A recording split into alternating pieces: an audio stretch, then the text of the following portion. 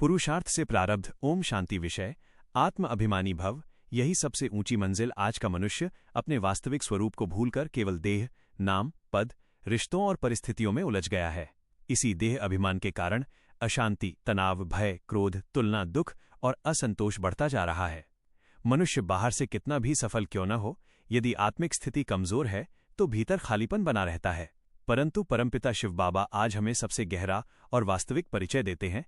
मीठे बच्चे, तुम ये शरीर नहीं, एक ज्योति बिंदु आत्मा हो। जब आत्मा अपने असली स्वरूप को पहचानती है तभी जीवन बदलना शुरू होता है। मुरली में बाबा कहते हैं, देही अभिमानी बनना ही सबसे ऊंची मंजिल है। ज्ञान सुनना आसान है, लेकिन हर परिस्थिति में स्वयं को आत्मा अनुभव करना यही सच्ची तपस्या है।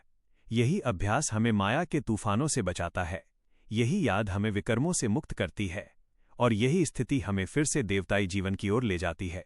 आज छोटी छोटी बातों में मन दुखी हो जाता है। किसी ने कुछ कह दिया, सम्मान नहीं मिला, परिस्थिति मन अनुसार नहीं चली, परिवार में मतभेद हो गया, कार्य क्षेत्र में दबाव बढ़ गया। इन सब का मूल कारण क्या है? क्योंकि हम अपने को आत्मा समझने के बजाय देह समझकर जी रहे हैं। जब देह अभिमान आता है तो क्रोध आता है, अपमान महसूस होता है, तुलना शुरू होती है, मन अशांत होता है, दूसरों की बातें चुभती हैं। लेकिन जब आत्म अभिमान आता है तो मन हल्का रहता है, सहन शक्ति बढ़ती है, आत्मसम्मान जागता है, संबंध मधुर बनते हैं, परमात्म याद सहज हो जाती है। इसलिए बाबा बार बार कहते हैं, अपने से पूछो, मैं कितना समय बाप की याद में रहता हूं। यह स्वयं की चेकिंग ही उन्नति का आधार है। बाबा कहते हैं, ज्ञान सुनना कठिन नहीं, कठिन है निरंतर याद में रहना। हम दिन भर अनेक बातों को याद रखते हैं, काम, परिवार, मोबाइल, समाचार, चिंताएं, लेकिन जो सबसे प्रिय है परमपिता, उन्हें भूल जाते हैं। माया बार बार बुद्धि को बाहर खींचती है, कभी व्यर्थ संकल्प, कभी चिंता, कभी पुरानी बातें, कभी किसी की कमजोरी।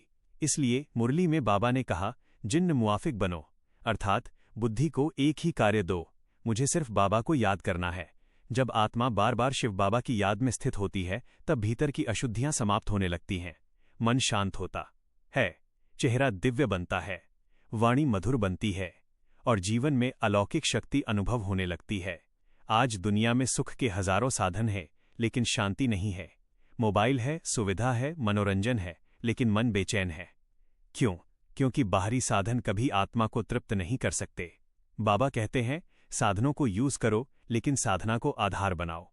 यदि आत्मा भीतर से शक्तिशाली है तो परिस्थिति कैसी भी हो वो स्थिर रहेगी, लेकिन यदि आत्मिक स्थिति कमजोर है तो छोटे साधन भी बंधन बन जाते हैं। इसलिए आज आवश्यकता है बाहरी आकर्षण से ऊपर उठकर अपने भीतर की शांति, पवित्रता और शक्ति को जागृत करने की। मैं आत्मा हूं, यह स्मृति बार बार लानी है। हर कार्य करते हुए बाप की याद रखनी है, किसी की कमजोरी नहीं देखनी है, माया के तूफानों से घबराना नहीं है, व्यर्थ संकल्पों को समाप्त करना है, आत्म अभिमान में रहकर सेवा करनी है, साधनों के वशीभूत नहीं होना है।